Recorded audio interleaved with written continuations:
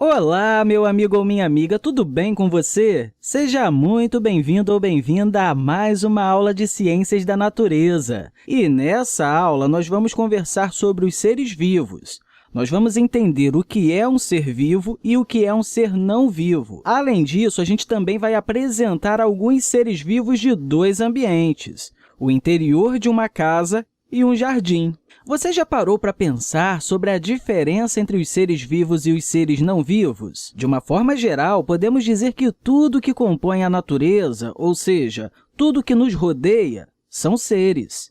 Mas alguns são seres que possuem vida, tais como um animal, e outros são seres que não possuem vida, tais como uma pedra. Claro, meu amigo ou minha amiga, existem diferentes características entre os seres vivos e os seres não vivos, mas a característica mais marcante é o que chamamos de vida. Enquanto uns têm vida, outros não têm. Mas é apenas isso? Bem, essa é uma característica bem marcante, mas de uma forma geral, podemos dizer que os seres vivos são aqueles que nascem, crescem, se reproduzem e morrem. Além disso, eles também necessitam de alimentos para sobreviverem.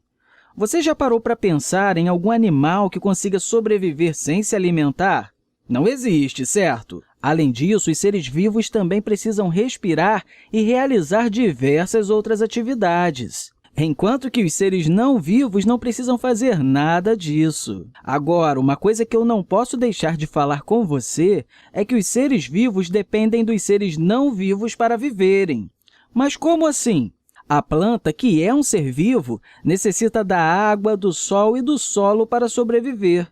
A água, o sol e o solo são seres não vivos, mas ajudam na sobrevivência da planta. Nós, os seres humanos, que somos seres vivos, respiramos ar e bebemos água. Sem o ar e sem a água, que são seres não vivos, não sobreviveríamos. Então, meu amigo ou minha amiga, por mais que diversos seres não sejam vivos, eles ajudam a manter a vida dos seres vivos. Mas, enfim, nessa aula de hoje, nós vamos observar dois ambientes e identificar alguns seres vivos que estão presentes nesses ambientes. O primeiro ambiente que nós vamos observar é o interior da nossa casa. No interior da nossa casa, podemos observar diversos seres. Alguns deles são seres vivos e outros não. De seres vivos, podemos observar os cães, os gatos, os peixes, claro, se você tem um aquário com peixes, ou ainda hamster e iguanas. Eu sei, muita gente não tem iguana, mas algumas pessoas possuem iguanas como animais de estimação. Ah, não podemos esquecer também que muitas pessoas possuem plantas no interior de suas casas. Repare, meu amigo ou minha amiga, que todos esses seres vivos podem conviver com as pessoas. Por isso, eles são chamados de seres vivos domésticos. Todos os seres vivos que podem viver no mesmo meio que os seres humanos são seres vivos domésticos, incluindo os animais e as plantas. Os seres vivos que vivem na natureza sem receber a intervenção do homem em suas vidas são chamados de seres vivos selvagens ou silvestres. Por exemplo, um leão, apesar de ser um ser vivo, não é doméstico, pois ele não costuma viver no mesmo meio que as pessoas. Então, ele faz parte do grupo de seres vivos selvagens.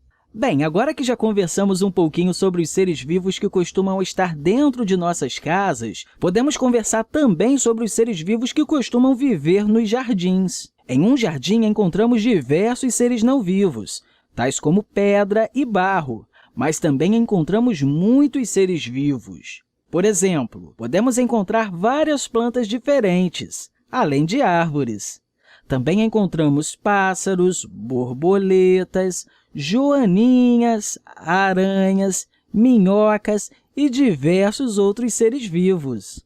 Todos esses seres vivos fazem parte de um jardim. Enfim, meu amigo ou minha amiga, conseguiu compreender direitinho a diferença entre os seres vivos e os seres não vivos? E também percebeu quais são os seres vivos que encontramos no interior de uma casa e quais seres vivos são mais encontrados em um jardim?